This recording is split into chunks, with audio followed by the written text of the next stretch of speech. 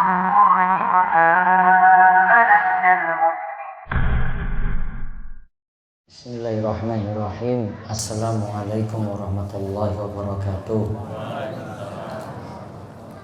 Alhamdulillahilladzi hadana lihadza wa ma kunna linahtadiya laula an hadana Allah. Laqad ja'at rusul rabbina bil haqq wa nudu an tilkumul jannah uristumuha bima kuntum ta'malun. Wa asyhadu an la ilaha illallah wahdahu la syarikalah wa asyhadu anna Muhammadan abduhu wa rasuluh. Allahumma salli ala nabiyyina Muhammad wa ala alihi wa sahbihi wa sallam. Allahumma arana al-haqqa haqqa warzuqna ittiba'ah wa arana al-batila batila warzuqna ijtinabah. Allahumma inna nas'aluka al-huda wat tuqa wal 'afaf wal ghina.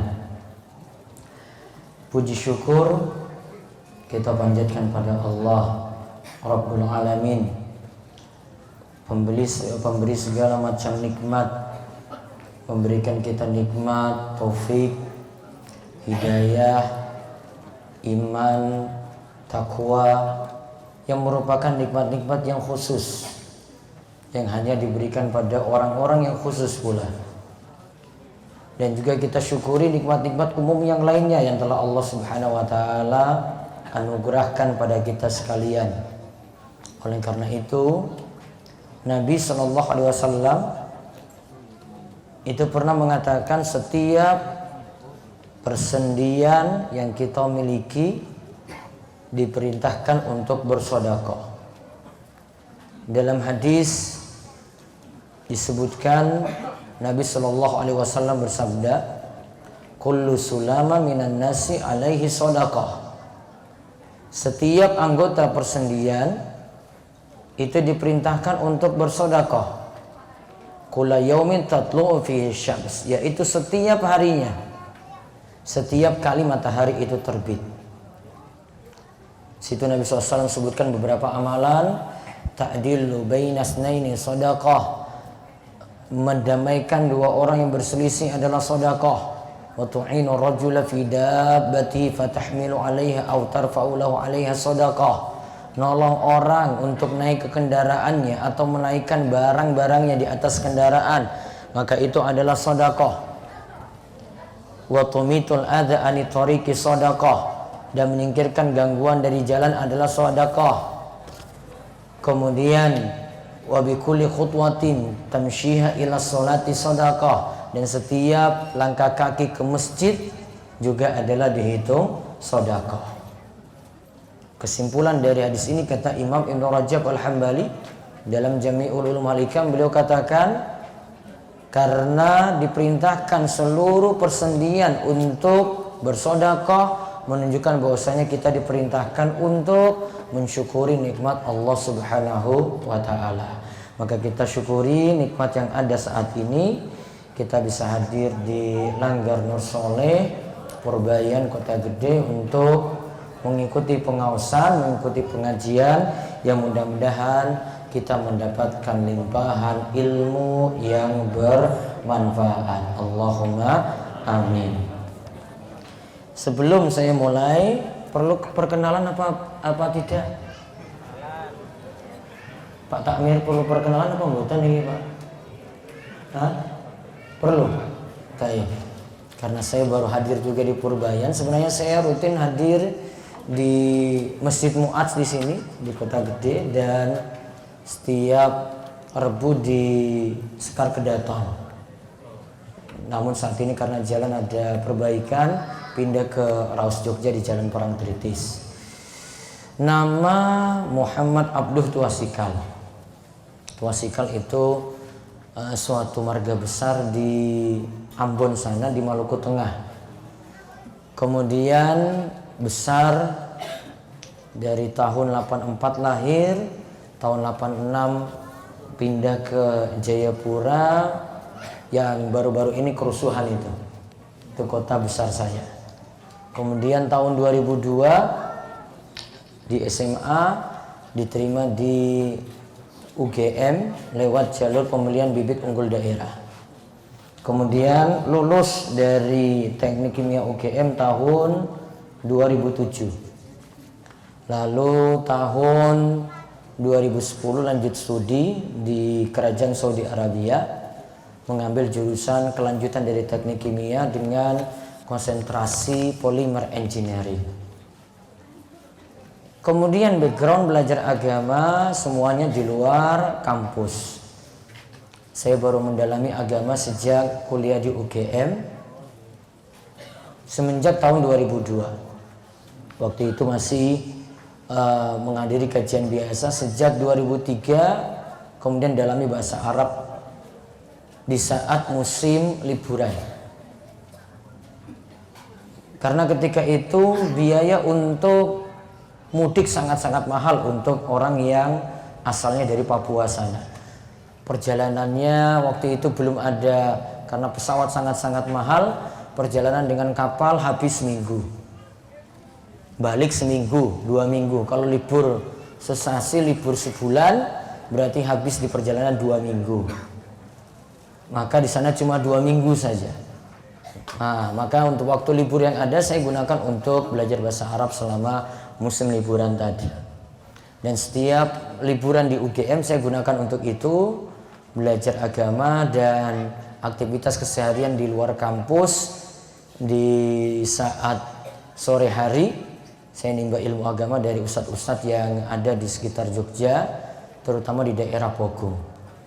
Lantas tahun 2007 lulus, karena punya modal bahasa Arab, saya beranikan diri untuk daftar di Kerajaan Saudi Arabia, diterima di King Saud University atau Jami'ah Malik Saud, dan lulus tahun 2013. S2-nya selama 2,5 tahun. Nimba ilmu agamanya saat S1 tadi dan S2 ketika belajar di Saudi Arabia sana. Lantas tahun 2010 sampai 2013 studi di sana. Setelah itu 2013 saya balik ke Gunung Kidul untuk bangun pesantren masyarakat dengan nama Pesantren Darus Sholihin. Kapan-kapan silahkan rauh di Dusun Warak, Desa Giri Sekar, Kecamatan Panggang. Bisa menempuh jalan dari Imogiri, Silo, naik ke atas sampai Terminal Panggang. Nanti dari terminal sekitar 7 kilo ke arah Baron situ, nanti cari ke arah Pantai Gesing. Kemudian ada di situ pesantren berdiri dengan nama Pesantren Darus Sholihin untuk masyarakat. Bentuknya tidak untuk sekolah jenjang pendidikan, enggak. Namun warga di situ akan belajar setiap sorenya dari usia PAUD, TK sampai tiang sepuh. Semuanya belajar dengan berbagai pelajaran yang ada dari TPA dan pengawasan setiap akhir pekan, dan juga ada setiap malam Kamis, malam Sabtu dan Ahad pagi. Selainnya saya biasanya ngisi di luar kota atau di Jogja dan tempat-tempat yang lainnya di Gunung Kidul. Baik, tema kita hari ini untuk motivasi berangkat ke masjid. Mic-nya kurang jelas.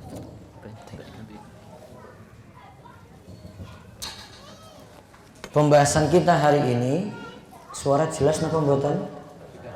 Jelas? Baik. Kalau enggak jelas berarti suara saya lagi serak.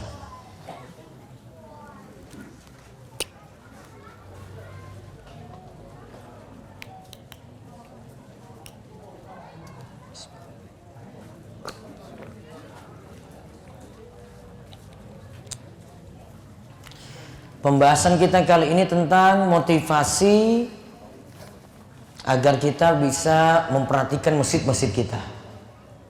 Motivasi untuk berjamaah di masjid. Saya sebutkan di sini ada beberapa poin.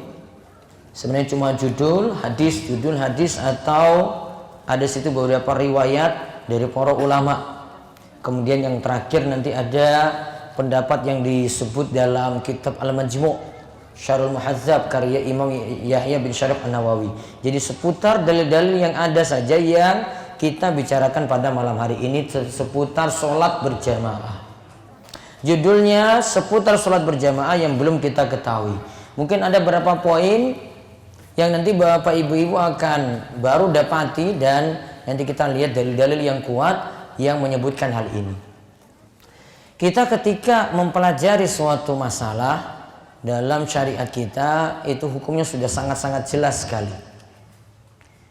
Dan setiap masalah ibadah dalil sudah jelas. Ada dalil Al-Quran, ada dalil dari hadis Nabi kita Muhammad SAW. Itu bisa jadi petunjuk kita untuk menjalankan ibadah dengan baik.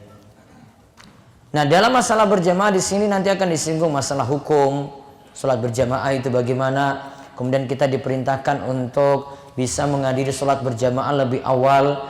Lalu hukum wanita sholat berjamaah itu seperti apa, sampai nanti beberapa hukum seputar sholat berjamaah akan saya bahas dalam beberapa hadis. Poin pertama, sholat berjamaah bagi pria itu wajib. Ada riwayat dari Abdullah, ada yang mengatakan Amr bin Qais. Amr bin Qais ini dikenal dengan nama Ibnu Ummi Maktum, seorang muazin di masa Nabi SAW. Muazin di masa Nabi itu ada dua orang. Yang pertama Ibnu Ummi Maktum yang kita sebut di sini. Yang kedua itu adalah Bilal bin Abi Rabbah. Kadang Nabi SAW ya mendengar suara Ibnu Ummi Maktum, kadang beliau memakai Bilal. Namun Ibnu Ummi Maktum biasa itu mengumandangkan azan ketika subuh, jadi tanda kalau aktivitas makan sahur itu berhenti dengan mendengar azan dari Ibnu Ummi Maktum. Ia berkata, wahai Rasulullah, sesungguhnya di Madinah banyak terdapat singa dan binatang buas. Jadi ada binatang-binatang buas ketika itu. Maka Rasulullah SAW itu berkata, karena Ibnu Ummi Maktum ini buta, lalu tidak ada yang membantunya untuk pergi ke masjid. Maka maksud pertanyaan ini dia tanya pada Nabi kita Muhammad SAW, wah Rasulullah, saya ada uzur nggak? Saya ini buta, nggak ada yang nuntun saya ke masjid, dan keadaan kota Madinah ketika itu ya banyak binatang buas. Maka ketika itu Nabi kita Muhammad SAW tanya kepada Ibnu Ummi Maktum, tasma'u hayya 'alas shalah, hayya 'alal falah? Apakah kamu itu mendengar panggilan hayya 'alas shalah, hayya 'alal falah? Berarti panggilan azan, kamu dengar enggak? Maka ketika itu Nabi SAW katakan fahayya hala. Kalau kamu dengar, maka penuhilah panggilan azan tersebut. Coba kita rinci tadi ya. Ibnu Ummi Maktum ini kondisinya kayak bagaimana? Sama nggak dengan kesusahan yang kita dapati saat ini? Pertama tadi, Ibnu Ummi Maktum buta. Yang kedua, kesusahannya tidak ada yang nuntun. Yang ketiga, di kota Madinah ketika itu banyak binatang buas. Yang keempat, apa yang terjadi kalau orang buta itu tidak ada yang nuntun? Bisa tersesat. Banyak kayu-kayu besar ketika itu, pohon-pohon besar. Kendalanya lagi di situ, banyak pohon-pohon besar saat itu. Empat, berarti dia punya kesulitan, banyak pepohonan. Kemudian yang kelima, punya kesulitan juga karena kondisi ketika itu belum ada penerangan. Kita rinci ya, satu apa tadi? Apa kesulitan Ibnu Ummi Maktum? Buta. Terus kedua, tidak ada yang nuntun. Ketiga, banyak binatang buas. Keempat, banyak pepohonan. Kelima, tidak ada penerangan, dalam keadaan gelap. Sekarang coba bandingkan kondisi bapak-bapak, mas-mas pada kesempatan, pada kondisi zaman ini. Satu, buta enggak? Enggak. Dua, perlu penuntun? Enggak. Tiga, apa tadi? Ada binatang buas? Di kota gede ada binatang buas? Masih ada yang ganggu-ganggu ketika di jalan? Tidak ada. Yang keempat, masih ada kayu besar itu nanti halangi jalan gitu? Nggak ada juga. Yang kelima, gelap. Gelap enggak? Ya, gelap atau terang? Terang. Berarti ada uzur enggak kita saat ini? Tidak ada. Bapak ada uzur enggak? Tidak ada. Uzurnya apa saat ini kalau gitu? Malas. Ya kan? Uzurnya apa saat ini? Malas. Sudah, itu sudah enggak usah dijawab lagi. Kalau 5 uzur seperti ini disebutkan dia saja 5 uzur ini punya. Nabi SAW katakan apa tadi? Tasma'un nida. Kamu dengar azan enggak? Dengar, wahai Rasulullah, saya dengar azan. Kalau gitu penuhi panggilan azan tadi itu. Fahayyahala, ayo datangi masjid. Kamu masih dengar ini? Walaupun buta kamu. Nabi SAW ketika itu tidak beri uzur. Di kesempatan yang lain Nabi SAW sampai ancam beberapa laki-laki itu nggak mau berangkat ke masjid ketika itu mau melaksanakan sholat isya. Nabi SAW ketika itu katakan kepada para sahabat, para sahabat, kalian itu duluan itu pergi sholat isya. Ada yang imami saja. Saya mau tinggal ini sholat isya ini. Saya mau ngurus dulu jamaah-jamaah yang belum berangkat ini. Tolong nanti ada yang sediakan kayu bakar. Ya, tolong ada yang nanti sediakan kayu bakar. Jika masih ada yang belum berangkat ke masjid untuk melaksanakan sholat berjamaah, kita siap itu bakar rumah mereka. Namun ternyata hal ini tidak terjadi di masa Nabi Shallallahu Alaihi Wasallam. Karena sampai orang munafik pun, ya ingat ya, orang munafik pun tetap berangkat ke masjid. Orang munafik ketika itu takut dengan Nabi Shallallahu Alaihi Wasallam. Mereka masih punya kesadaran, pokoknya berangkat gitu. Maka orang-orang munafik ya tetap berangkat ke masjid. Mungkin kadang-kadang saja mereka itu tidak berangkat, terutama untuk sholat isya dan sholat subuh, mereka itu berat sekali. Namun kalau untuk urusan ini Nabi SAW tidak jadi bakar dikarenakan ada uzur ketika itu di rumah bukan hanya laki-laki saja, ada wanita, ada anak-anak. Di samping itu semuanya punya kesadaran di masa beliau untuk berangkat ke masjid. Sampai saya bilang tadi apa? Hatta sampai orang munafik. Kalau zaman kita bagaimana bapak-bapak? Yang dekat masjid ada nggak yang nggak berangkat? Toanya itu, corongnya itu pas itu depan dia itu. Kan kalau masjid kan bisa 4 penjuru dia kasih ya kan? Toanya itu pas itu, corongnya pas depan rumah itu. Atau mungkin kurang lagi taruh depan kamarnya mungkin. Ya, toanya itu pas menghadap situ. Bolak-balik panggil as-sholatu khairum minan naum. Orang mangkat. Ulang subuh terus seperti itu. Ya. Berarti masih mending kan munafik di zaman Kanjeng Nabi. Betul enggak? Munafik zaman Kanjeng Nabi tadi gimana coba? Munafiknya sholat atau tidak? Munafiknya sholat. Takut itu ketika itu mereka enggak mau sholat itu, takut ketika itu. Padahal dalam batin mereka itu mereka nolak Islam itu. Ya, dalam batin mereka itu mereka bertentangan dengan Nabi SAW. Namun mereka cari aman, cari zona aman. Sudahlah, saya tetap berangkat ke masjid. Orang munafik kayak gitu. Kalau sekarang munafik nampak jelas. Makanya ulama-ulama di masa silam itu seperti Ibrahim An-Nakhai, ulama yang lainnya selalu pakai standar. Kalau mau sebut orang munafik, cuma lihat saja dia ini mau perhatikan sholat berjamaah atau tidak. Ada yang katakan, di antara mereka itu katakan, ulama-ulama masa silam itu katakan, ada yang jadi jarul masjid. Jarul masjid itu tetangga masjid. Namun lam yurafi, dia tidak pernah kelihatan di masjid. Itu kata mereka, ini tanda munafik nih. Ada juga yang gak pernah nongol ketika sholat subuh dan sholat isya. Dikatakan lagi, ini juga tanda munafik nih.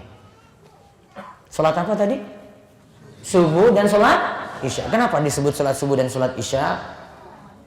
Kenapa bapak-bapak? Kenapa disebut untuk standar munafiknya tadi sholat subuh dan sholat isya? Sholat subuh senangnya apa pak? Ketika waktu subuh jenengan senangnya apa?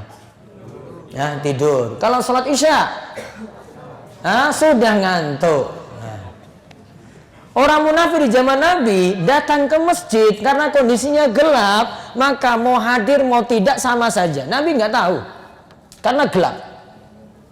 Tambah lagi alasan tadi, kondisi sholat isya itu kondisi ngantuk berat, ya sudah nggak berangkat saja. Sholat subuh kondisi ngantuk berat, nggak mau bangkit dari tempat tidur, nah makanya sudah nggak usah berangkat saja. Maka mereka pakai standar sholat apa tadi? Sholat subuh dan sholat isya. Ini menunjukkan bahwasanya itu jadi standar. Jadi jangan kira munafik itu cuma ya perkara biasa saja. Munafik sampai pakai standar sholat loh para ulama itu. Dan sholat yang dikasih standar di sini sholat jamaah. Mau berangkat atau tidak? Sampai mereka singgung itu seputar sholat saja. Sholat jamaah pokoknya. Orang ini biasa kelihatan di masjid enggak? Padahal jadi tetangga masjid. Biasa hadir enggak di masjid? Maka kalau belum sadar, mudah-mudahan Allah beri taufik dan hidayah untuk sadar sholat berjamaah. Ibu-ibu punya suami di rumah, punya anak putra di rumah, yang ada di rumah, suruh datangi masjid. Masjid kita ini disuburkan tadi dengan sholat berjamaah. Gak ada lagi tunjukkan Islam yang maju selain tandanya itu dari sholat berjamaah tadi. Nah itu yang poin pertama. Sekarang keutamaan dapat takbiratul ihram bersama imam selama 40 hari. 40 hari berapa sholat berarti? Sholat wajibnya 40 ping 5 berapa? Nah 200 sholat. Dari Anas bin Malik radhiyallahu anhu, Rasulullah sallallahu alaihi wasallam bersabda, "Man shalla lillahi arba'ina yawman fi jama'atin yudrikut takbiratal ula kutibat lahu bara'atun minan nar wa bara'atun minan nifaq." Siapa yang melaksanakan sholat karena Allah? Orang munafik tadi yang kita sebut itu bukan karena Allah, cuma takut pada Nabi. Ini dia laksanakan sholat karena Allah selama 40 hari secara berjamaah. Ia ketika itu tidak luput dari takbiratul ihram bersama imam. Apa takbiratul ihram? Apa takbiratul ihram? Apa Pak? Takbir ketika mulai masuk dalam sholat. Takbir dalam sholat itu ada dua macam bapak-bapak, ibu-ibu. Yang pertama, takbir ketika masuk dalam sholat namanya takbiratul ihram. Kita ucapkan Allahu Akbar berarti sudah ihram, masuk dalam sholat. Takbir yang kedua namanya takbir intiqal. Intiqal itu lagi berpindah rukun. Saya turun rukuk, Allahu Akbar, nah rukuk. Terus saya turun sujud, Allahu Akbar. Nah, turun sujud namanya takbir intiqal. Takbiratul ihram hukumnya rukun salat. Sedangkan takbir intiqal kalau dalam mazhab Syafi'i hukumnya masuk dalam sunnah hay'ah, hukumnya sunnah. Untuk pindah tadi ya, pindah rukun. Yang dibahas di sini apa tadi? Dapati apa 40 hari? Takbir intiqal apa takbiratul ihram? Takbiratul ihram. Bersama siapa? Bersama imam, berarti enggak telat. Imam mulai takbiratul ihram, dia juga ikut takbiratul ihram. Selama 40 hari. Dijaga selama 40 hari seperti ini terus, maka akan selamat dari dua hal. Yang pertama, selamat dari siksa neraka. Yang kedua, selamat dari sifat kemunafikan. Yang paling mungkin ini jaga 40 hari. Satu, imam masjid. Yang penting imamnya itu dia imamnya terus, nggak bolos-bolos. Ya, dia imam tetap di masjid, pasti dapat ini, iya kan? Yang kedua siapa? Muazin. Muazin tetap, muazinnya nggak ganti-ganti. Ya, ini nggak mungkin dia absen ini. Nah, dia dapati tadi 40 hari kayak gitu terus. Siapa lagi? Ada lagi yang ketiga? Hah? Marbot. Marbot yo kadang yo telat juga marbotnya itu. Dua ini paling ini kan, paling mungkin dua ini kan, imam masjid sama apa tadi? Muadzin. Wah dia yang iqamah kok masa nggak dapat takbiratul ihram bersama imam? Dua ini paling mungkin. Yang lainnya kalau usaha untuk dapatkan ini, masya Allah keutamanya luar biasa. Dijamin tadi itu apa? Selamat dari neraka. Yang kedua, selamat dari sifat kemunafikan. Coba lihat di sini ada satu kisah yang bagus nih, saya nukil. Ada kisah disampaikan oleh Ibnul Imad Al-Aqfasi, salah seorang ulama Syafi'i, bahwa ada seorang yang mencuri 400 unta milik Abu Umamah Al-Bahili, seorang sahabat. Untanya berapa? 400 juga. Ini sugih banget ini. 400. Nisab zakat unta itu cuma 5 ekor aja. Berarti dia sudah sangat kaya sekali. Juga punya hamba sahaya, budak, ya, 40. Ia pun sedih. Karena harta berharganya hilang. 400 unta hilang dicuri, 40 hamba saya budak tadi juga hilang. Maka dia mengadu pada Nabi Shallallahu Alaihi Wasallam. Dia menemui Rasulullah Shallallahu Alaihi Wasallam. Nabi Shallallahu Alaihi Wasallam menyatakan, ini barangkali karena engkau sering luput dari takbiratul ihram bersama imam. Abu Umamah pun berkata, wahai Rasulullah, jadi seperti itukah akibatnya jika luput dari takbiratul ihram bersama imam? Maka Nabi Shallallahu Alaihi Wasallam bersabda, bahkan itu lebih parah dari hilangnya unta sepenuh bumi. Seandainya ada unta sepenuh bumi itu hilang semuanya, engkau itu telat takbiratul ihram bersama imam, tetap masih lebih parah telat takbiratul ihram bersama imam. Karena kalau unta hilang cuma masalah dunia saja. Ya kan? Unta hilang tadi, dia punya 400 unta tadi hilang, cuma urusan dunia. Sedangkan kalau kehilangan takbiratul ihram bersama imam, itu kehilangan akhiratnya. Walaupun tidak dosa, namun rugi. Ini menunjukkan nasihat Nabi Shallallahu Alaihi Wasallam tadi. Ini menunjukkan kalau, insya Allah, masa pakai standar takbiratul ihram, coba lihat. Nabi negurnya apa tadi? Paling itu kamu itu biasanya telat dari imam. Kita bolak-balik telat loh padahal. Iya toh Pak? Bolak-balik telat. Kita nggak sadar-sadar kalau ada salah, ada musibah, ada problem dalam rumah, punya masalah ini, masalah itu, numpuk. Bisa kita koreksi dari apa berarti? Bisa koreksi dari masalah sholat. Perbaiki itu tadi. Hadir ke masjid bisa tepat waktu, lebih awal.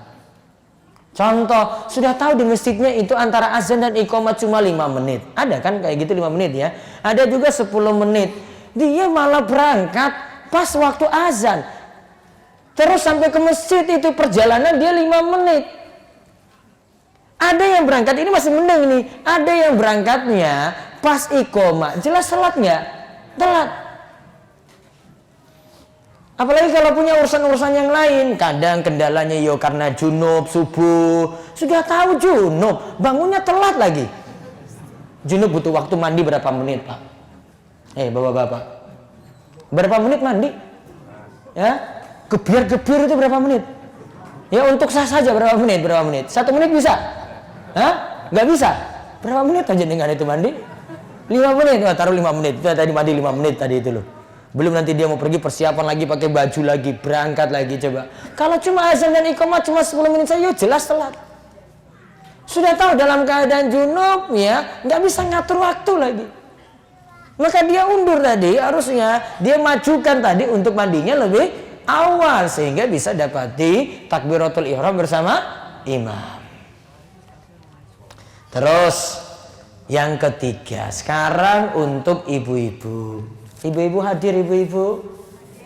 Nah, sekarang untuk ibu-ibu. Sholat terbaik bagi wanita adalah di rumahnya. Saya akan singgung di sini. Kalau tadi kita bahas laki-laki, Sekarang untuk ibu-ibu bagaimana? Apakah punya keharusan? Saya juga sebagai wanita ini harus tepat waktu di masjid, tidak boleh ketinggalan dengan imam, harus rutin berjamaah terus, ataukah saya karena wanita maka cukup di rumah saja? Atau saya punya pilihan, mau berangkat ke masjid boleh, atau ketika itu di rumah juga boleh. Nah, kita lihat riwayatnya di sini. Ada 3 riwayat di sini yang kami sebutkan.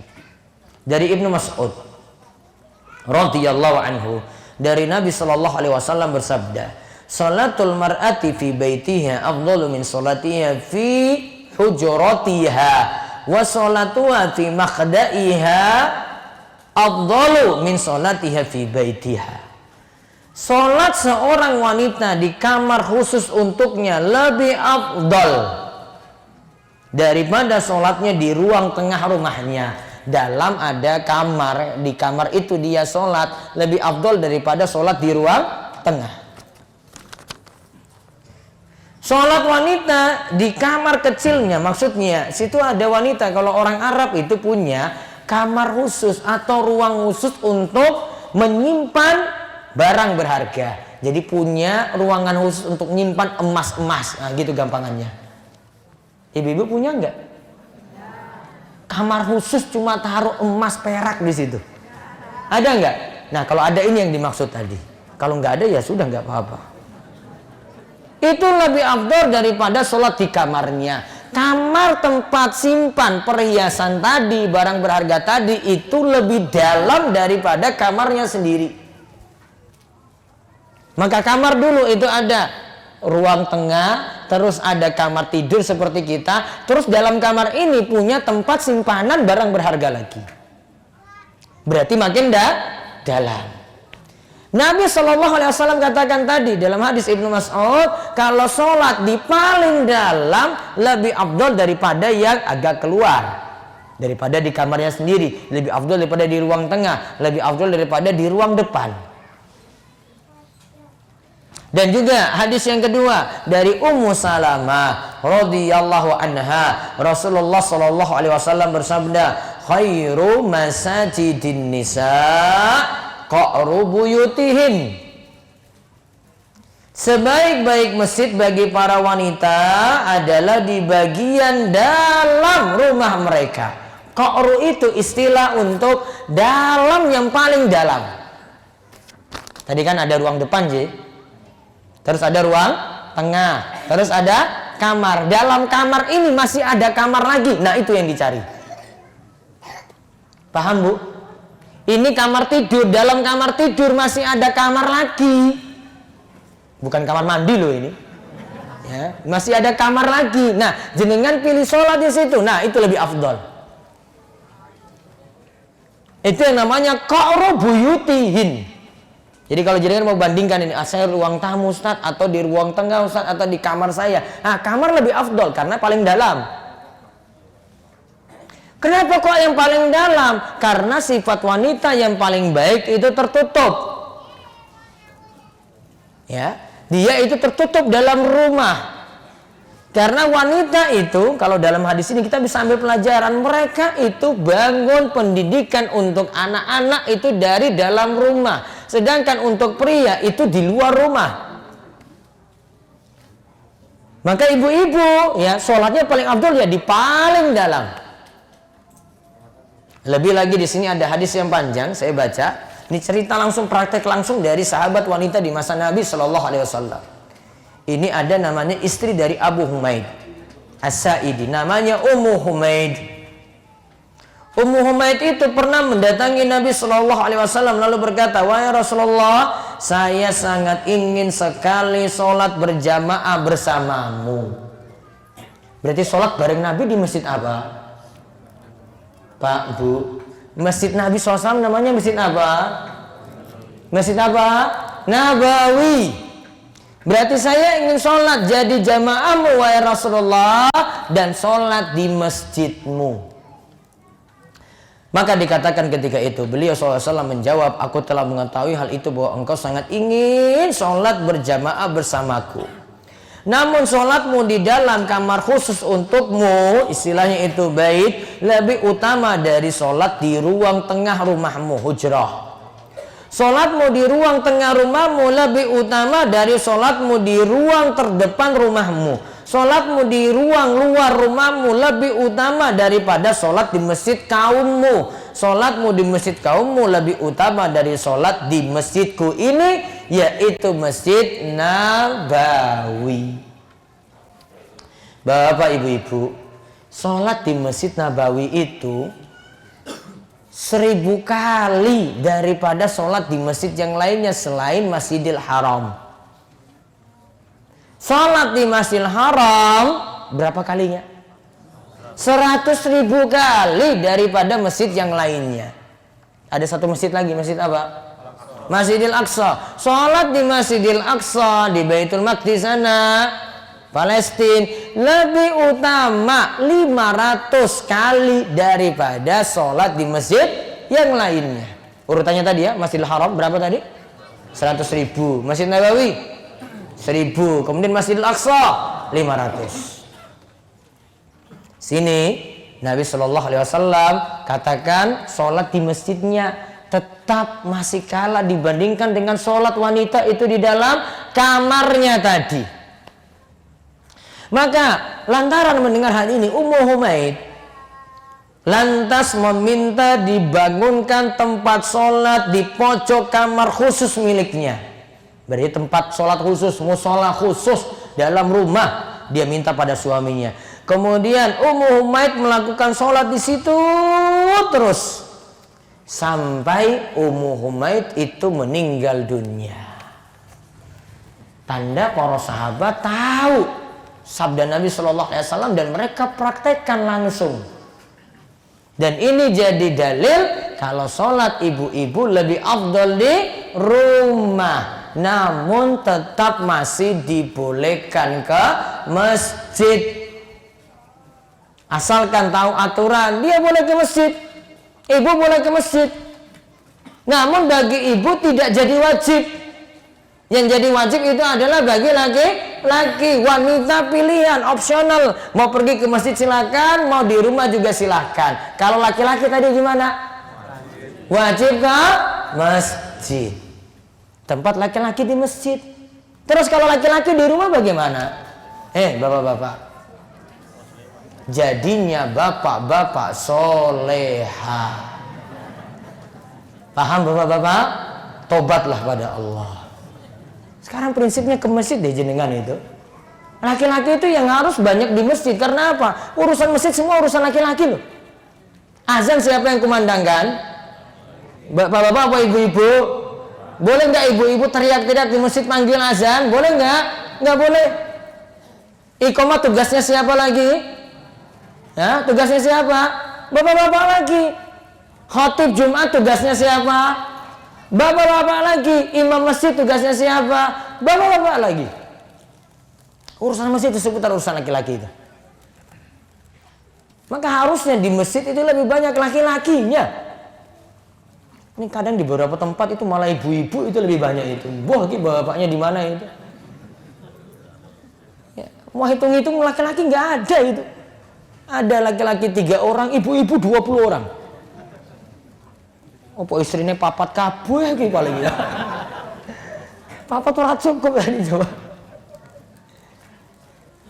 Bandingannya itu jauh sekali. Mbok sekarang itu ganti gitu loh. Laki-laki itu ke masjid semuanya, perempuan mau ada berapa silahkan gitu. Itu yang bagus. Kadang kalau apalagi kalau mau ke pelosok-pelosok itu, apalagi ke Gunung Kidul itu, ya Allah prihatin sekali. Laki-laki cuma seimam sama apa tadi? Muazin 2 orang. Marbot lagi jadi marbot 3. Nah 3 orang itu. Ibu-ibu penuh. Wrong soft. Ya, laki-lakinya nggak ada. Prihatin sekali seperti itu. Sekarang ganti. Laki-laki yang lebih banyak di masjid. Terus pembahasan yang berikutnya lagi, poin keberapa itu? 3. Yang paling jauh dari masjid lebih besar pahalanya. Hadisnya lihat di sini.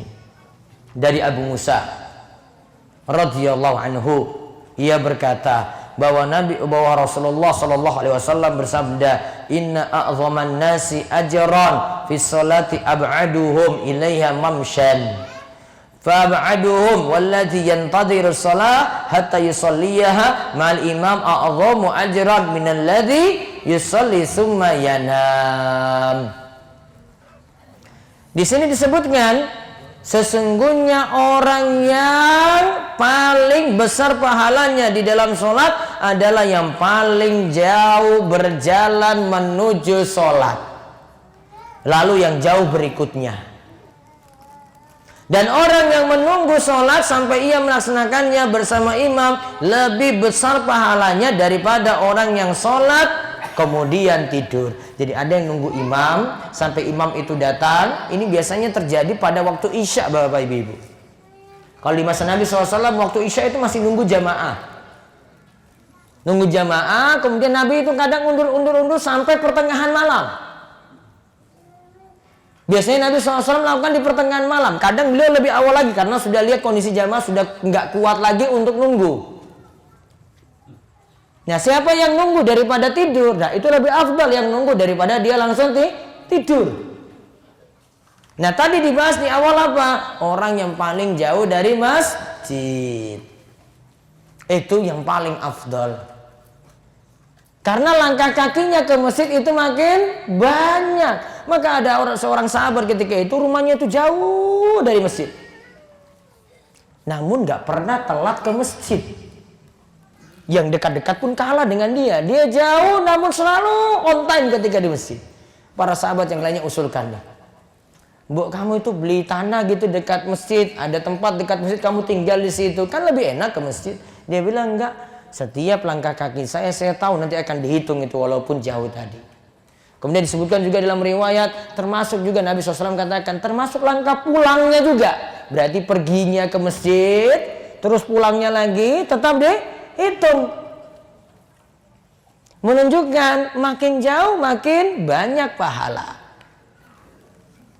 Namun bukan berarti yang dekat nggak ada keutamaan. Ya. Tetap di sini punya keutamaan masing-masing. Namun dari sisi langkah dia paling dekat tuh. Dia paling banyak tuh karena langkahnya makin banyak. Terus poin keempat. Sekarang ini cerita tentang ada jamaah yang berpisah dari imamnya karena imamnya itu suratnya terlalu panjang. Dia nggak kuat lagi. Terus mufaraqah, berpisah dari imam. Nah, saya bacakan dulu ceritanya. Mu'adz bin Jabal radhiyallahu anhu pernah sholat bersama Nabi SAW. Kemudian ia mendatangi kaumnya untuk melaksanakan sholat lagi. Jadi Mu'adz sholatnya 2 kali, Bapak Ibu. Pertama sholat dengan kanjeng Nabi. Terus balik lagi ke kaumnya, sholat lagi di situ.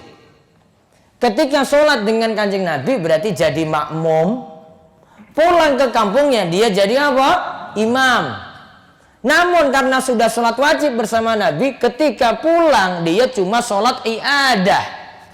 I'adah itu pengulangan sholat. Maka baginya sholat yang kedua hukumnya sunnah. Namun dia jadi imam. Jamaahnya apa berarti? Sholat wajib. Imamnya sholat apa? Sunnah. Ada beda niat nggak? Bapak-bapak, beda niat nggak di sini? Beda niat. Imamnya sunnah, jamaahnya apa? Wajib. Kan kadang-kadang bapak itu ketika sholat, jenengan lagi sholat sunnah ba'da isya.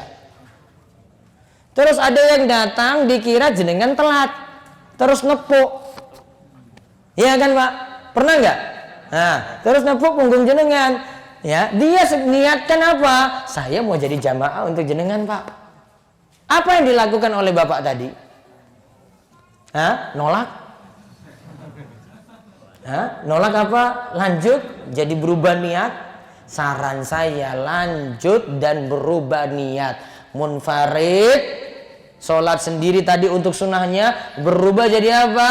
Niatan jadi imam. Namun jenengan kalau niatannya 2 rakaat ya 2 rakaat. Nanti kalau sudah rampung 2 rakaat, terus yang tadi makmum 4 rakaat isya, maka dia lanjut sampai 4 rakaat isya.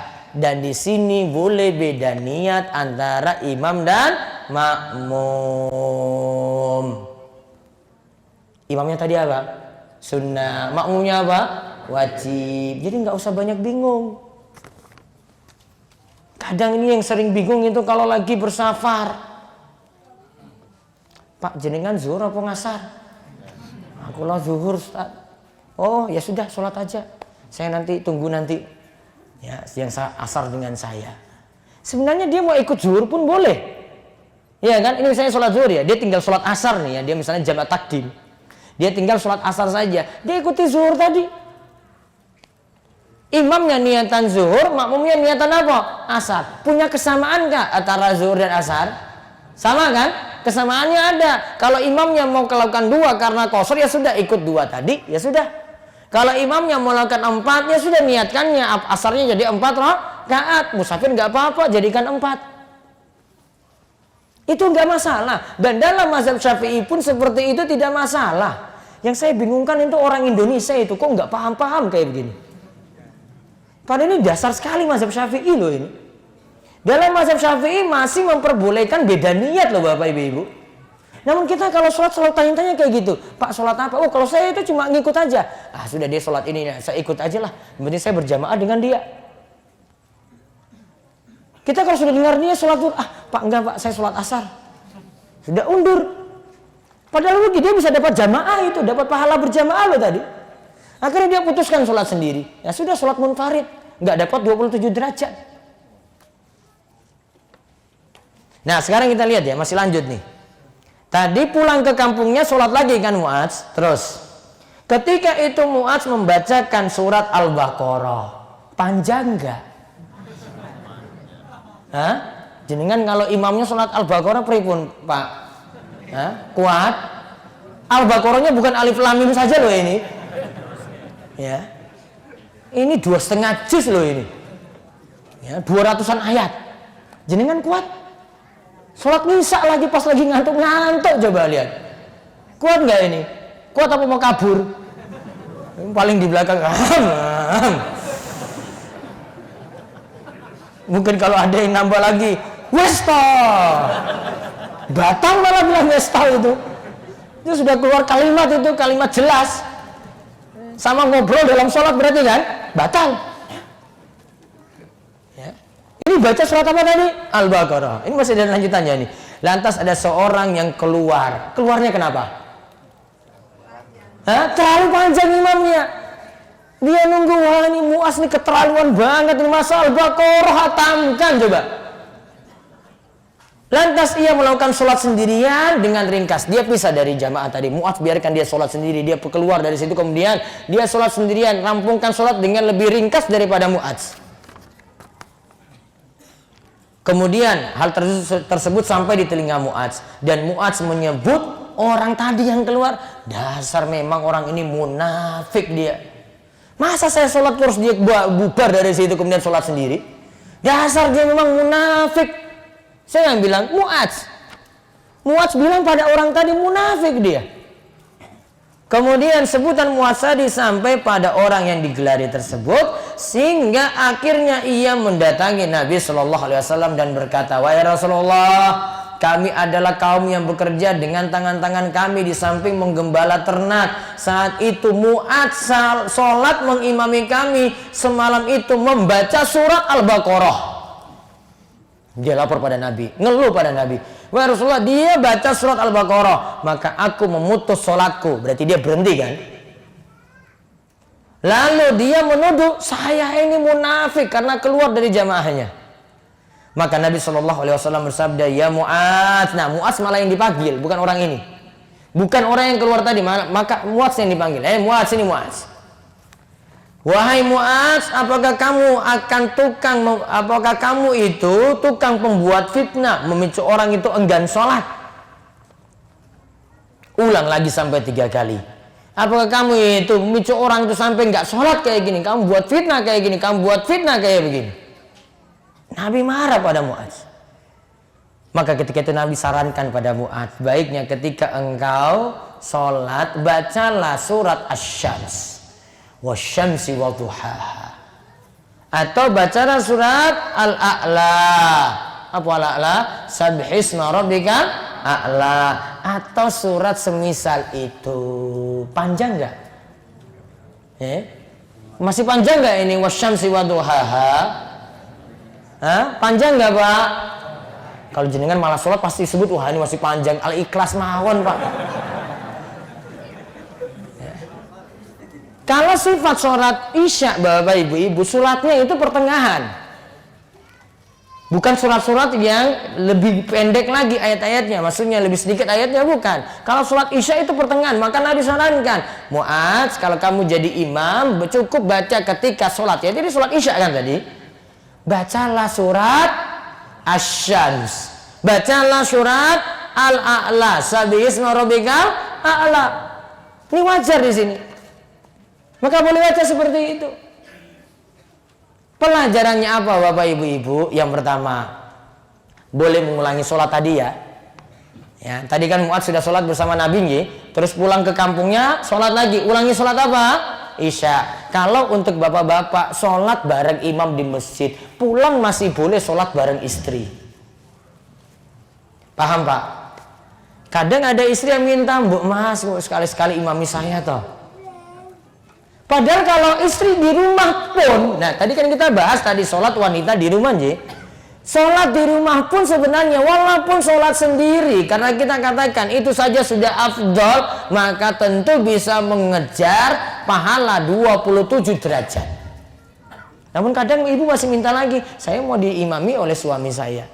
Berarti tadi caranya ya, bapak tetap pergi ke masjid. Pulang ke rumah apa? Masih boleh ngimami lagi istri. Gak masalah. Mengulangi seperti ini boleh. Sholat dengan imam di masjid itu hukumnya wajib. Pulang ke rumah hukumnya apa? Sunnah. Sholat i'adah tadi namanya. Kemudian yang kedua, tadi kita simpulkan boleh beda niat antara imam dan makmum. Yang ketiga, sholat isya itu suratnya itu pertengahan antara surat Asy-Syams, antara surat Al-A'la dan surat semacam itu. Kemudian pembahasan yang lainnya lagi, berarti boleh nggak berpisah dari imam? Boleh nggak berpisah dari imam? Boleh atau tidak? Boleh. Apa tadi masalah orang tadi itu keluar karena imamnya terlalu panjang? Namun sebenarnya orang Indonesia nggak bisa kayak gini baca Al-Baqarah. Ya, maka kalau ada yang bilang wah imam saya terlalu panjang, mungkin karena kita nggak pernah dengar suratnya. Iki apa meneh imam iki kayaknya panjang banget. Padahal biasa menurut imam itu. Dia cuma baca sehalaman. Namun karena kita nggak pernah dengar, karena sudah setiap hari nih ya imamnya itu bolak-balik kul terus. Tahunya ini sholat itu ya kul kayak gini. Akhirnya ketika ada imam baru masuk baca baru anaba, wah sudah setengah mati dia itu. Ki surat apa meneh ini. Padahal baru An-Naba loh, itu juz 30. Belum sampai Al-Baqarah dibaca. Itu sudah bilang panjang sekali. Itu pun dia baru potong setengah halaman. Belum satu halaman. Kan masih bisa potong itu. Dia bisa bagi itu berapa sholat juga itu bisa. Alasan untuk keluar seperti ini harus dengan alasan yang jelas. Contohnya misalnya, tahu imamnya masalah. Terutama ini biasanya kalau jamaah kita itu seputar bacaan surat. Ya, ada surat, terutama di sini surat apa yang paling fatal ini? Kalau keliru paling fatal apa? Surat apa? Al-Fatihah. Karena Al-Fatihah itu bagian dari rukun. Surat Al-Fatihah ini ada yang sering salah baca, terutama ketika terjadi perubahan huruf. Kalau orang kota gede ini mungkin jarang ini, namun kalau di Gunung Kidul itu sering banget. Alhamdulillahi Rabbil Alamin. Apa yang berubah? Ain. Jadi apa? Nah, karena dulu kebiasaan ngulang Iqra, gurunya itu pendekatan ya toh. Itu kan dulu lagi belajar Iqra, pendekatan ain itu disuruh apa? Nga. Akhirnya ke bawah terus, nggak diubah. Ya, fatal itu salahnya. Ya. Kalau ini kalau ke standar dalam mazhab Syafi'i, dia telah merubah huruf. Dan hurufnya berubah, makna jadi berubah. Sehingga kalau mau dihukumi Al-Fatihahnya sah atau tidak? Wah, Al-Fatihahnya masalah nih. Maka kalau kelirunya dalam masalah kayak gini, makmum bisa ambil keputusan, saya niatnya mufarokoh, biar imam sholat sendiri, saya sudah niat sholat sendiri, walaupun saya berada dalam shaf. Nah, itu namanya niat mufarokoh. Dia cuma berpisah berdasarkan apa? Niat. Seperti ini boleh. Ya, namun kadang perlu timbang-timbang. Apakah mesti keluar kayak tadi, kayak Mu'adz dari jamaahnya Mu'adz? Enggak. Karena konfliknya lebih besar lagi di sini. Dia kadang ngambil keputusan, saya cuma berubah niat saja. Sekarang biarkan imam sendiri, saya sendiri. Saya lakukan sholat sendiri, saya baca sendiri, imam juga sendiri. Kadang bisa terjadi karena imam itu nggak ada tumak ninah. Sekarang pertanyaannya, tumak ninah itu rukun apa bukan? Nah, rukun sholat atau bukan? Rukun sholat. Sholatnya Masya Allah, Al-Fatihah wesak nafas. Bismillahirrahmanirrahim, amin. Nah, terus baca surat pendek pun ambil seayat. Terus ketika rukuk turun, Allahu Akbar, sami Allahu liman hamidah. Nah, gila, belum tumak nina loh ya di sini. Tumak nina itu gimana? Allahu Akbar. Masih sempat sekadar baca satu bacaan tasbih. Kalau mazhab Syafi'i itu sekadar baca bacaan tasbih. Tasbih itu subhanallah, subhanallah sekitar 3-4 detik. Ini saja belum ini. Ya, turun Allahu Akbar, sami Allahu liman hamidah, Allahu Akbar, Allahu Akbar, Allahu Akbar, Allahu Akbar. Wes, rakaat kedua loh itu. Jenengan tertawa kayak gini karena mungkin pernah tahu. Ya, itu fatal banget itu. Ini kalau Syafi'i tulen, wah itu fatal banget dalam masalah Syafi'i itu. Karena Syafi'i tulen itu kasih masuk ini nih, tumak nina ini loh, rukun itu kalau dalam mazhab Syafi'i. Nggak hapus itu tumak nina. Tumak nina dia pakai standar lagi itu, bacaan satu kali tasbih. Ini nggak ada, tumak nina nggak ada, rukun nggak ada, sholatnya masalah.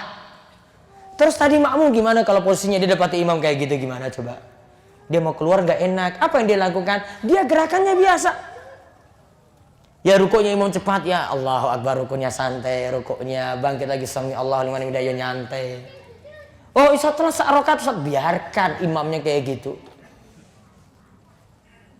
Ya, itu namanya niat mufarokoh. Walaupun sini perlu banyak pertimbangan. Terus poin berikutnya lagi, jika sholat berjamaah hanya berdua. Sholat berjamaah hanya berdua. Saya sebutkan hadisnya.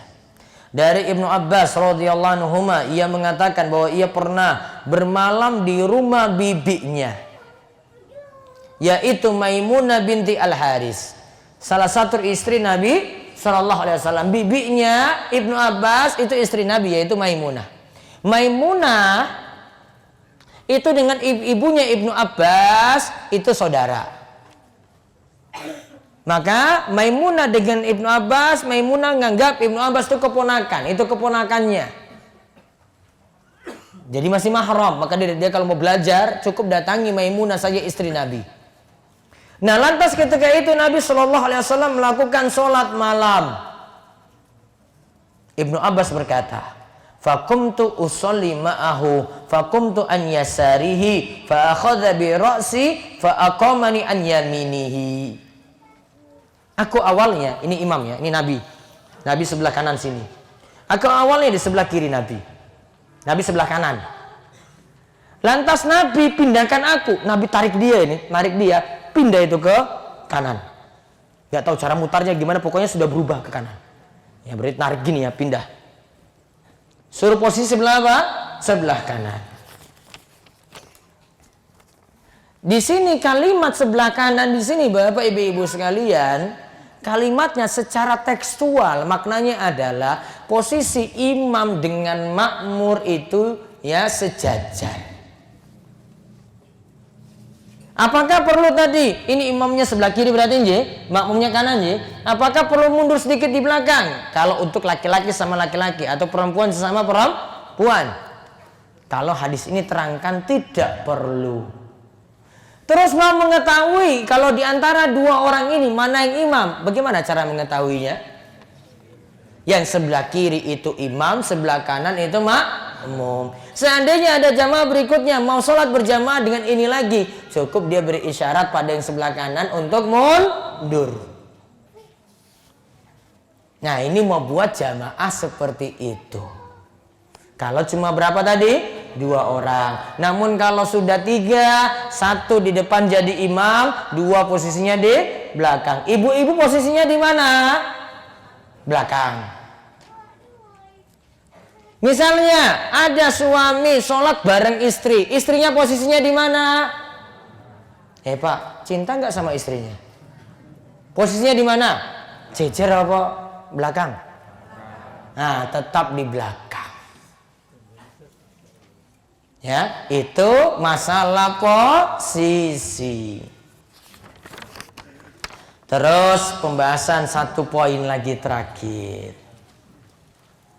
Sholat seorang pria dengan seorang wanita yang bukan mahram. Apa tuh bukan mahram? Biasanya orang kita sebut itu muhrim. Namun istilah yang tepat apa? Mahram. Mahram itu yang haram dinikahi. Kalau saya sebut wanita yang bukan mahram, berarti nggak ada hubungan apa-apa. Itu bukan keponakannya, itu bukan bibinya dengan wanita ini ya. Ini bukan istrinya, ini bukan ibunya, bukan anak perempuannya, bukan saudara perempuannya. Gak ada hubungan. Nah, sekarang gimana? Hukum sholat cuma berdua seperti ini. Kapan dilakukan kayak gini ya, berdua saja ya? Kapan? Mas? Hah? Laki-laki dengan siapa? Pacarnya. Mahram bukan? Urung sah kok. Nah, gimana sholat cuma berdua seperti ini? Lihat, disebutkan dalam kitab Al-Muhadzab bahwa seorang laki-laki dimakruhkan sholat dengan perempuan yang bukan mahramnya, bukan muhrim menurut istilah orang awam. Karena Nabi SAW menyatakan tidak boleh seorang laki-laki berdua-duaan. Tadi dua-duaan nggak berarti? Dua-duaan, khalwat dengan seorang perempuan, karena yang ketiganya adalah setan, walaupun kerjakan sholat. Imam Nawawi dalam syarahnya menjelaskan yang dimaksud makruh di sini adalah makruh tahrim alias haram. Itu dinyatakan haram jika memang berdua-duaan. Berarti boleh atau tidak? Tidak boleh. Maka solusinya gimana? Yang laki-laki sholat sendiri, yang perempuan sholat sendiri. Niatnya masing-masing munfarid. Ulama Syafi'iyah menyatakan bahwa jika seorang laki-laki mengimami istri atau mengimami mahramnya dengan hanya berdua-duaan seperti itu boleh. Laki-laki ini dengan istrinya, laki-laki ini dengan ibunya. Boleh atau tidak? Boleh. Dan tidak dinyatakan makruh. Alasannya karena di luar sholat saja mereka boleh berdua-duaan dengan istri dan mahram. Maka kalau di sholat pun tidak ada masalah. Sedangkan jika yang diimami oleh laki-laki, tadi laki-lakinya satu, adalah satu wanita yang bukan mahram, maka haram bagi laki-laki dan perempuannya sekaligus. Adapun jika mengimami banyak wanita, nah laki-lakinya satu, namun jamaah perempuannya banyak. Lalu laki-laki yang jadi imam itu seorang diri, maka dibolehkan menurut kebanyakan ulama. Demikian pula menjadi pendapat ulama Syafi'iyah seperti yang dinyatakan oleh Ar-Rafi'i. Jadi laki-laki satu, perempuannya 5. Boleh nggak? Boleh. Atau laki-lakinya 5, perempuannya 1. Boleh atau tidak? Boleh. Adapun hadis yang membahas masalah ini diriwayatkan dari Uqbah bin Amir radhiyallahu anhu bahwa Rasulullah sallallahu alaihi wasallam bersabda, "Iyyakum waddukhula 'alan nisa." Hati-hatilah masuk pada wanita. Karena dapat menimbulkan godaan. Kemudian lantas seorang dari kalangan Ansor berujar, "Apa pendapatmu mengenai alhamu?" Mengenai ipar, jawab Nabi Shallallahu Alaihi Wasallam, alhamu al-maut. Ipar itu bahaya. Al-maut itu artinya apa? Bahaya. Berarti bagi laki-laki dengan iparnya hubungannya itu nggak bebas. Kalau dalam surat An-Nisa 22, 23, 24, 22 sampai 24 lagi bicarakan tentang mahram. Di ayat 23 sebutkan tidak boleh mengumpulkan di antara dua saudara dua-duanya langsung dinikahi, nggak boleh. Maka kalau dia nikahi tadi kakak perempuannya, yang adiknya nggak boleh dinikahi langsung. Ini sifatnya mahram, namun mahramnya cuma mahram sementara. Ketika dengan kakaknya itu hubungannya selesai, misalnya kakaknya yang perempuan meninggal dunia, maka dia boleh nikahi adiknya. Maka dengan ipar itu masih mahram, namun mahramnya sementara. Sifat mahram sementara itu diperlakukan seperti wanita lain. Maka ibu misalnya dapati ipar, ibu tetap nutup aurat. Paham ibu-ibu? Ya, ibu dengan ipar itu tetap nutup aurat, tetap pakai jilbab. Itu dianggap laki-laki lain karena sifat mahramnya cuma sementara. Ketika tidak lagi dengan suami, dengan ipar ini bisa nikah. Ya, itu yang terjadi. Kesimpulannya, sholat wanita satu orang bukan mahram dengan satu laki-laki tidak boleh dilakukan. Niatannya harusnya cuma apa? Laki-laki ini sendiri, perempuan ini sendiri. Wallahu a'lam bishawab. Mugi-mugi manfaat. Baik, monggo kalau ingin bertanya bisa lewat kertas. Atau ada mic untuk tanya langsung? Bisa pakai mic ini juga, Pak? Ya. Ada yang mau langsung? Ada bapak-bapak atau ibu-ibu mau nanya langsung, monggo. Oh iya, langsung dari situ saja. Tidak usah berdiri kok, kelihatan. Assalamualaikum warahmatullahi wabarakatuh. Waalaikumsalam warahmatullahi wabarakatuh. Saya mau tanya Ustaz, Ci. bagi kados pundi adabipun seorang imam Adab seorang imam terhadap terus menjadi imam itu adabnya bagaimana? Adab sholat. Ji. Kalau jadi imam, adabnya ya dia itu jadi pemimpin, kemudian dia yang terdepan, berarti jamaah itu yang manut pada imam. Kalau imam pokoknya jamaah cuma derek saja, ngikut saja. Kalau gerakan sholatnya dilakukan biasa, jamaah ngikut. Ngikutnya ini yang jenengan banyak harus tanya itu tentang jamaah nih. Kalau jamaah aturannya terhadap imam, dia tidak boleh satu, tidak boleh mendahului imam. Dua, jamaah tidak boleh mendahului, tidak boleh telat terlalu lama saking imam. Yang ketiga, tidak boleh gerakannya bareng imam, nggak boleh. Imam angkat tangan barengan pas dengan imam itu nggak boleh. Yang ada cuma ngikut. Imamnya mau rukuk, dia kemudian ikut rukuk. Ya, itu dengan imamnya. Makmum nih yang harus tahu adab. Contoh, kalau adab yang lainnya lagi dengan imam, ya kalau untuk imamnya ya, imam itu ketika selesai ucapkan salam, assalamualaikum warahmatullah, assalamualaikum warahmatullah, imam dianjurkan balik ke jamaah untuk melihat jamaah. Kadang di sini para sahabat jadikan standar, imam itu biasanya balik atau Nabi Shallallahu Alaihi Wasallam biasanya balik ketika sudah mengucapkan astagfirullah, astagfirullah, astagfirullah, Allahumma antas salam, wa minkas salam, tabarakta ya dzal jalali wal ikram. Lantas itu Nabi balik ke jamaah. Nggak ada kiblat terus.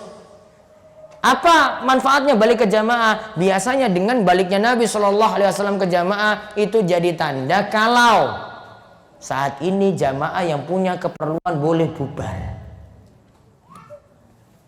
Itu adab imam tuh. untuk memberi kelonggaran ke jamaah. Karena mungkin ada yang punya kesibukan kan, ada mau keluar, imam kok nggak balik-balik. Imam pas balik, oh imam itu tanda izinkan tadi untuk pergi. Dan ini juga biasanya dijadikan alasan imam itu perhatikan kondisi jamaah. Siapa tahu dia ketika itu lihat, oh bapak ini biasanya pas di belakang saya, kok sekarang nggak hadir, mungkin sakit. Itu adab imam lagi. Adapun yang lainnya tetap dilakukan sholat seperti biasa, seperti layaknya imam yang umum dilakukan. Seperti itu. Ada lagi yang nanya langsung? Ibu-ibu wonten Bu? Bapak-bapak? Wonten Pak.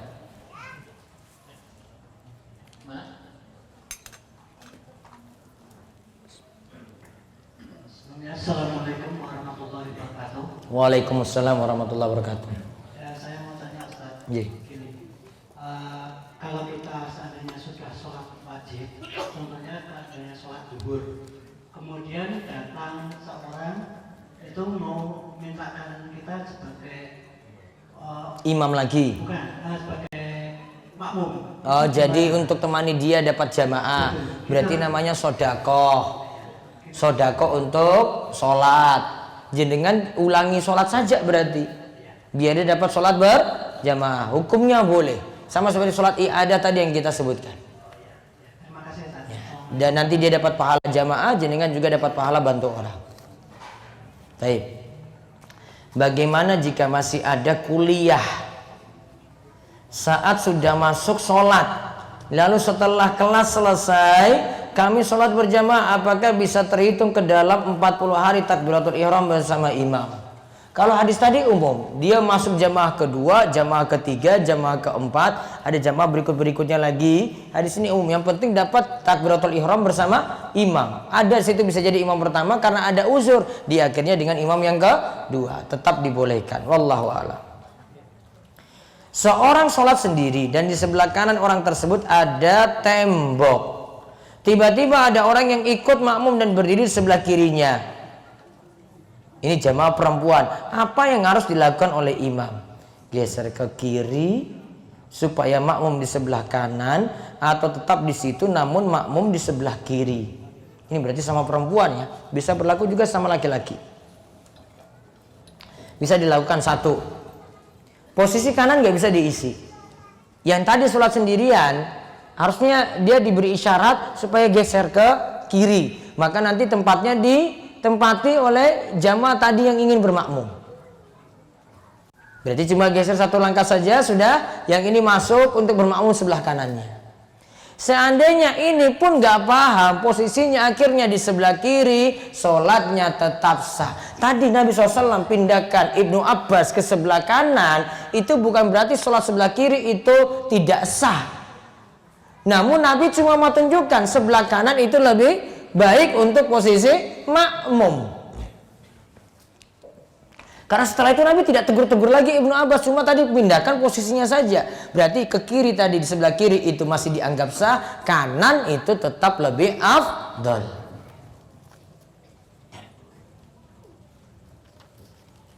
Bagaimana jika seorang wanita atau ibu melaksanakan sholat tarawih? Tadi jawabannya Bu, mau pergi ke masjid ya boleh, mau di rumah sholat tarawih juga boleh. Yang penting jenengan di rumah bisa khusyuk saja deh Bu. Jangan-jangan nanti kalau di rumah malah suruh di rumah malah nggak bisa sholat, malah ngantuk, malah nggak sholat tarawih apa-apa gitu. Ya sudah, kalau memang kejadiannya seperti ini ya pergi ke masjid dengan menjaga adab-adab ketika di masjid.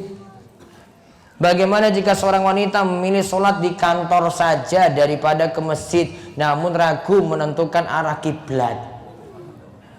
Karena ada sholat kantor kan sudah jelas toh. Ya, masalah arah kiblat nggak masalah di sini. Kalau ibu-ibu terserah mau tetap di ruangannya kalau dia di kantor, atau mau pergi ke musola kantor atau ke masjid kantor boleh. Ustadz, bagaimana bila ada yang menyatakan bahwa zaman sekarang sudah berbeda dari zaman dulu? Sekarang sudah aman sehingga wanita dianjurkan sholat di masjid. Pak Bu, sekarang dibandingkan dengan dulu, wanita zaman sekarang itu lebih aman apakah zaman dulu? Mbok jujur-jujur saja. Yang lebih banyak pakai jilbab saat ini ataukah di masa Kanjeng Nabi? Yang nutup aurat loh, ibu-ibu, yang nutup aurat lebih banyak zaman sekarang apa di zamannya Nabi? Zamannya Nabi. Lebih banyak kesadarannya pada agama itu zaman sekarang apa zaman Nabi? Zaman Nabi. Lebih utama generasinya itu di zaman Nabi apa zaman sekarang ini? Tetap zaman Nabi. Itu sudah generasi terbaik. Nabi sudah suruh tutup aurat. Mereka itu pada manut pada Kanjeng Nabi. Tetap Nabi suruh milih sholat di rumah, silahkan. Jadi kalau mau bilang zaman sekarang lebih aman, wallahu alam, amannya dari sisi apa? Wanita-wanita saat ini, kita bapak-bapak susah. Mau lihat ke atas yo salah, lihat ke bawah inna lillahi wa inna ilaihi rajiun. Betul nggak Pak? Lihat ke atas salah, lihat ke bawah parah lagi. Zaman Nabi itu sebutkan, saya tidak pernah melihat wanita yang kasiyatun, ariyatun, ma'ilatun, mumilat. Nabi katakan, saya belum pernah ketika itu melihat, dan ini muncul nanti di akhir zaman, wanita yang pakai baju, berpakaian, namun telanjang. Berarti di masa Nabi itu belum ada. Berarti di masa Nabi itu nutup aurat. Lebih susah zaman ini. Lebih rusak lagi zaman ini. Maka tetap hukum tadi berlaku, tidak berubah dengan berubahnya zaman. Untuk wanita sholatnya seperti itu. Jika kita mendapati imam yang bacaan Al-Fatihahnya salah, kemudian kita mengganti niat untuk sholat sendiri, apakah kita mengulangi sholat kita dari awal? Tidak, cukup lanjut saja. Apakah sholat tetap sah jika mengganti niat? Sholatnya tetap sah. Apakah 40 hari harus berturut-turut atau tidak untuk mendapatkan keutamaan takbiratul ihram bareng imam? Kalau tadi disebut 40 ya berturut-turut.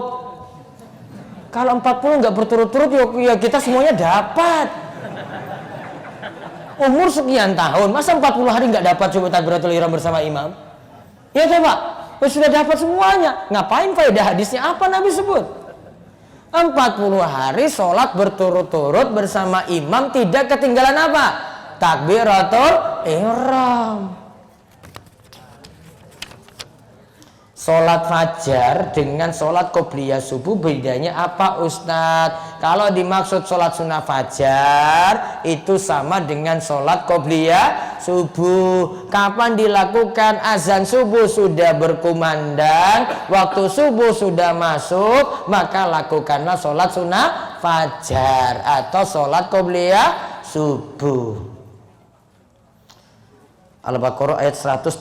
Apakah kalau sudah belajar memahami atau mengamalkan, apakah termasuk orang yang tawakal, dan apa kiat-kiat menjadi orang tawakal senantiasa mendapat kenikmatan dunia dan akhirat? Apa ini ayatnya? Saya tunda dulu ya. Langkah-langkah supaya kita meninggal dalam keadaan husnul khotimah, dalam ketaatan kepada Allah, sedang dalam cinta paling dalam kepada Allah. Kiat-kiat husnul khotimah. Husnul khotimah itu artinya apa? Husnul artinya apa? Husnul, baik. Khotimah, ending, berarti akhir hidup yang baik. Kunci utama akhir hidup yang baik adalah tergantung kebiasaan kita ketika hidup. Kita prioritaskan untuk urusan akhirat atau prioritaskan untuk urusan dunia. Kalau prioritasnya untuk urusan akhirat, waktu sholat tiba, dia segera untuk ke masjid, tinggalkan dulu urusan-urusan yang ada sementara. Dia langsung pergi ke masjid. Nah, ini mudah-mudahan kebiasaan yang dipupuk seperti ini nanti sampai akhir hidupnya dia jaga, mudah-mudahan bisa husnul khotimah. Namun kalau kebiasaannya lebih pentingkan dunia, tunggu saja. Biasanya orang itu ketika meninggal dunia, kebiasaannya itu dibawa. Dan ini para ulama ini nulis dalam kitab-kitab mereka ini. Ada, maaf ini pedagang. Kebiasaannya di pasar, biasanya teriak murah, murah, murah. Kan kalau ada orang meninggal dunia kan kita diperintahkan kan talqin. Talqin itu apa? Mengucapkan apa? La ilaha illallah. Ini dibisiki talqin. La ilaha illallah. Kalau kebiasaannya kayak gitu, maka nanti endingnya murah, murah, murah. Lantas wafat. Kebiasaan bapak-bapak juga itu biasanya catur. Nongkrong, lihat catur, terus ini kapan, ini skak ini ya. Dia biasanya cuma pikirannya skak, ster. Ya toh? Besok malam lagi apa? Skak, ster. Ora subuh. Mikir yang tadi itu gerak saja lama sekali. Lalai untuk urusan akhirat tadi. Ini para ulama ceritakan kayak gini. Ada yang karena kebiasaannya kayak gitu, endingnya ketika hidup tadi ditalkinkan la ilaha illallah, malah dia ucap apa? Skak, ster, mati. Su'ul khotimah apa husnul khotimah? Su'ul khotimah loh kayak gitu. Husnul khotimah itu punya tanda-tanda Bapak Ibu sekalian. Kalau kita lihat dalam hadis-hadis itu diantara tandanya sih keringat di dahi. Dahinya ini keringat nih. Nabi SAW itu katakan matinya orang mukmin itu bi'arakil jabin, keringat pada jabinnya, pada dahinya. Apa sebabnya keringatnya itu pada dahinya? Para ulama katakan orang mukmin itu ketika di dunia dosa-dosanya bisa terhapus itu dengan berbagai macam cobaan. Keringat ketika menjelang mau wafat ini menunjukkan bahwasanya dia lagi hadapi cobaan berat nih. Cobaan dia hadapi ketika meninggal dunia ini biasanya itu menghapus kesalahan-kesalahan yang ada. Maka dikatakan itu tadi tanda husnul khotimah. Contoh lagi meninggalnya pas hari Jumat, hari baik, ya kan? Hari Id kaum muslimin tiap pekannya. Meninggalnya pada hari ini juga tanda baik. Sama juga seperti orang yang meninggal dalam keadaan beramal soleh. Kesimpulannya husnul khotimah bisa diraih dengan mudah kalau punya kebiasaan beramal soleh. Dan mudah-mudahan Allah memberikan kepada kita semuanya husnul khotimah.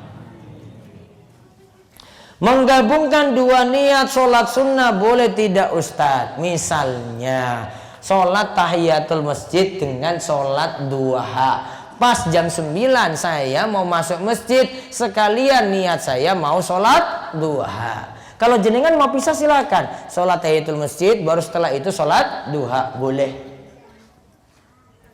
Namun seandainya karena waktu terbatas sekali, saya masukkan tadi sholat tahiyatul masjid dalam sholat duha karena disyaratkan untuk tahiyatul masjid. Kata Nabi SAW, jika salah seorang di antara kalian itu masuk masjid, fala yajlis, janganlah duduk, hatta yarka'a rak'atain, sampai melakukan 2 rakaat. 2 rakaat apa? Nabi nggak sebut. Berarti boleh ketika saya masuk masjid, saya langsung melaksanakan sholat duha.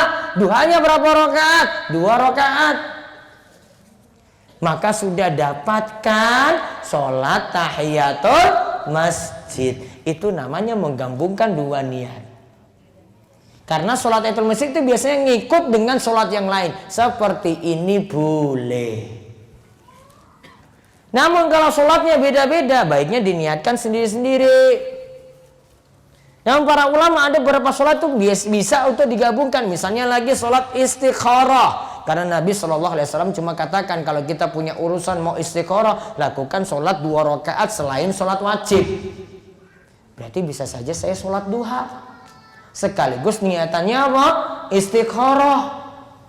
Dan dapat 2 pahala sekaligus, sholat istikharah sekaligus juga dapat pahala sholat duha. Seperti itu dibolehkan. Terus terakhir, kita datang kajian, terus Maaf, ketika kita jadi makmum masbuk, misal imam lagi sujud, apakah kita langsung ikut sujud atau nunggu imam berdiri rokaat berikutnya? Innama ju'ilal imamu liyutamma bihi fala takhtalifu alaih. Imam itu diangkat untuk diikuti, nggak boleh diselisihi. Pak, Bu, kalau dapati kondisi kayak gini, imam sekarang lagi ruko atau imam itu lagi sujud, kita mau masuk ngikuti imam. Maka kalau kita dapati imam sujud, dari berdiri ya, tetap takbir. Maksudnya takbiratul ihram. Allahu Akbar. Namun karena dia nggak lagi baca surat, nggak perlu sedekap. Cuma masuk dengan apa? Takbiratul ihram, angkat tangan sambil ucapan takbir. Allahu Akbar. Lalu karena imam sujud, ikuti sujudnya lagi. Berarti ucapkan takbir untuk turun sujud. Allahu Akbar, turun sujud. Berarti takbirnya 2 kali. Lalu ikuti langsung imam itu sujud. Namun masalahnya dapati imam sujud belum dapat sak rakaat. Kapan dapat 1 rakaat? Ketika dapati imam itu rukuk. Dapat rukuk berarti dapat 1 rakaat. Dapat rukuk dapat 1 rakaat. Dalilnya apa? Seorang sahabat namanya Abu Bakrah. Dia lihat ketika masuk masjid, Nabi SAW sudah rukuk. Karena dia tahunya dapat rukuk dapat 1 rakaat. Ketika dia lihat Nabi rukuk, dia rukuk dari belakang. Terus masuk shop sambil jalan dalam keadaan rukuk. Sudah dapat rukuk yang penting. Dia maju, terus masuk ke shop. Paham, Pak?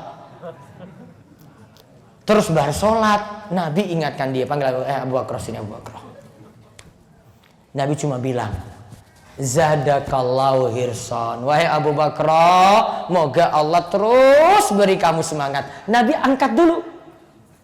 Nabi belum singgung kesalahan nih. Semoga Allah nambahkan kamu apa? Semangat. Masya Allah, tadi kamu semangat sekali dari belakang itu dapati rukuk terus jalan masuk shop. Semangat.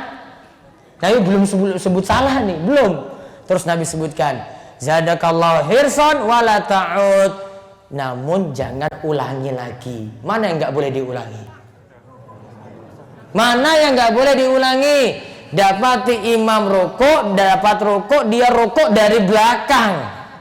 Terus masuk shop. Mana yang masih boleh? Dapat rukuk, dapat 1 rakaat. Ini Nabi nggak ingkari. Nabi cuma ingkari apa? Dari belakang kok kamu sudah rukuk, mbok nanti masuk shop dulu.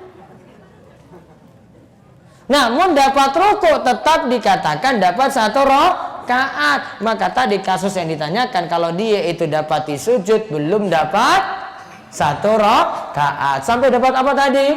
Rukuk. Kalau dapati rukuk berarti baca Al-Fatihah atau tidak? Tidak. Bacaan Al-Fatihahnya terus gimana? Ditanggung Pak Imam. Gak sempat. Sama seperti orang baru masuk ketika imam itu lagi baca surat pendek. Setelah itu imam mau turun rukuk, Allahu Akbar. Ada kesempatan nih, dia mau baca Al-Fatihah, namun gak sempat, gak selesai. Sudah ikuti imam rukuk saja. Bacaan Al-Fatihahnya ditanggung siapa? Imam. Tugas kita cuma ikuti imam. Innama ju'ilal imamu liyutamma bihi fala takhtalifu alaih. Imam itu diangkat untuk diikuti, tidak boleh diselisihi. Paham ini ya? Ini saja yang bisa kita bahas untuk malam hari ini. Walhamdulillah, kita telah merampungkan satu pembahasan tentang perihal sholat berjamaah. 7 poin dibahas tadi dan pertanyaan-pertanyaan yang ada mudah-mudahan jadi ilmu yang manfaat dan Allah berikan berkah pada kita semuanya. Sebelum kita tutup, ya kami tutup dulu dengan doa, baru nanti kita tutup dengan doa kafaratul majlis. Bismillahirrahmanirrahim. Alhamdulillahirabbil alamin. Wassalatu wassalamu ala asyrafil anbiya wal mursalin nabiyina Muhammad wa ala alihi washabbihi ajmain. Allahumma inna nas'aluka al-jannah wa na'udzubika minan nar. Allahumma inna nas'aluka al-huda wat tuqa wal afaf wal ghina. Allahumma kfina bihalalika an haramik wa aghnina bifadlika amman siwak. Rabbana la tuzigh qulubana ba'da idh hadaitana wa hab lana min ladunka rahmah innaka antal wahhab. Rabbana innaka afuwun tuhibbul afwa fa'fu anna. Rabbana innaka afuwun tuhibbul afwa fa'fu anna. Rabbana innaka afuwun tuhibbul afwa fa'fu anna. Rabbana hab lana min azwajina wa dzurriyyatina qurrata a'yun waj'alna lil muttaqina imama. Allahumma aslih wulata umurina. Allahumma aslih li dinana alladhi wa ismatu amrina wa aslih lana dunyana allati fiha ma'ashuna wa aslih lana akhiratana allati fiha ma'aduna waj'alil hayata ziyadatan lana fi kulli khair waj'alil mauta rahatan lana min kulli syarr. Rabbana atina fid dunya hasanah wa fil akhirati hasanah wa qina adzabannar. Wa sallallahu ala nabiyyina Muhammad wa ala alihi washabbihi ajmain walhamdulillahi rabbil alamin. Demikian yang kami sampaikan, mudah-mudahan manfaat. Ada kesalahan ya itu karena kekurangan kami, dan mudah-mudahan Allah memberikan ilmu yang manfaat, berkah untuk kita semuanya, dan kita menjadi bertambah lebih baik, diberikan istiqomah dan husnul khatimah, dan mudah-mudahan bisa berjumpa lagi di kesempatan majelis ilmu yang lainnya. Demikian kami cukupkan. Wabillahi taufiq wal hidayah wa ridha wal inayah. Wassalamualaikum warahmatullahi wabarakatuh. Terima kasih kami ucapkan kepada Ustaz, semoga ilmu yang disampaikan menjadi amal jariah beliau dan kita juga bisa mengaplikasikan dalam kehidupan sehari-hari. Infak pada malam hari ini